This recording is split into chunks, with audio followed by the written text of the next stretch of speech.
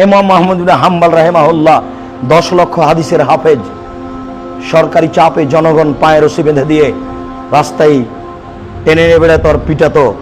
ইমাম আহমদ ইবনে হাম্বলের মানুষ সম্মান করতে পারেনি, আজকে আমাকে মানুষ সম্মান করে কেন? তাহলে অবশ্যই আমার কোথাও ত্রুটি রয়েছে।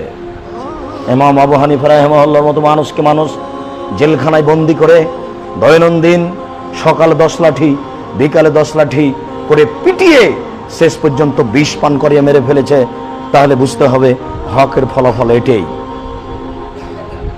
হকের ফলাফল কৌশল নয়, হকের ফলাফল কোরআন এবং হাদিস। হকের ফলাফল সমাজ তাকে মেনে নেবে না।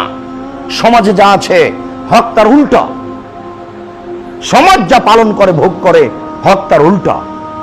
যদি মানুষ ইমাম আহমদ ইবনে হাম্বলকে, ইমাম শাফি, ইমাম মালিককে মেনে নিতে পারে, তাহলে আজকে আমাকে মেনে নিবে কেন?